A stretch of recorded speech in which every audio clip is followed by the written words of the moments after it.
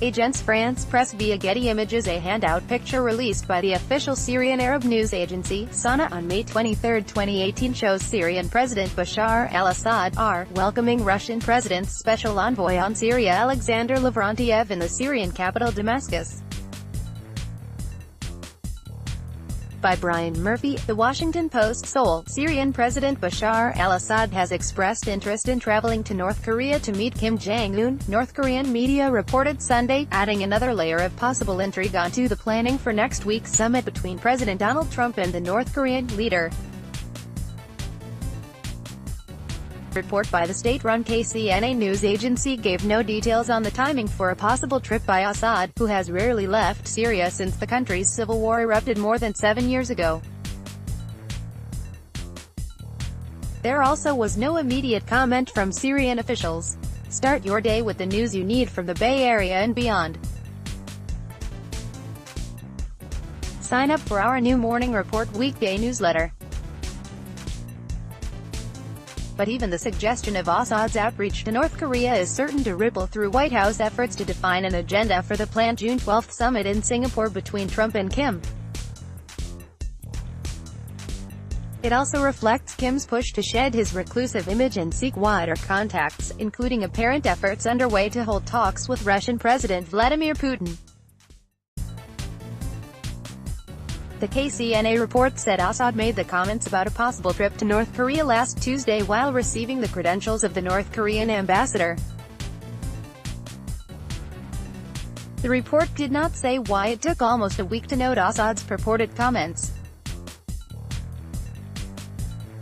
"I am going to visit the DPRK and meet Kim Jong-un," Assad was quoted saying in the report, using the initials for North Korea's official name and referring to Kim using letters that stand for His Excellency.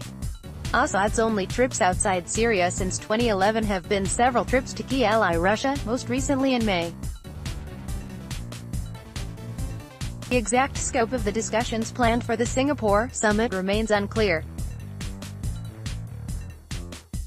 The Trump administration hopes the Singapore summit will bring clear pledges from Kim to being rolling back the country's nuclear program. The North, meanwhile, has noted possible stumbling blocks for the talks, including denunciations of upcoming military exercises involving the United States and South Korea. But Kim has also conducted his own parallel outreach, holding 2 meetings with South Korea's President, Moon Jae-in, and sending envoys to meet with teams from the South on other initiatives such as possible gatherings for families separated by the Korean War more than 60 years ago. In addition, Kim has made 2 trips to China in recent months, and met Thursday with Russian Foreign Minister Sergei Lavrov. Syria and North Korea have maintained close relations for decades. A Syrian nuclear reactor destroyed in an Israeli airstrike in 2007 was believed to be built partly on North Korean designs.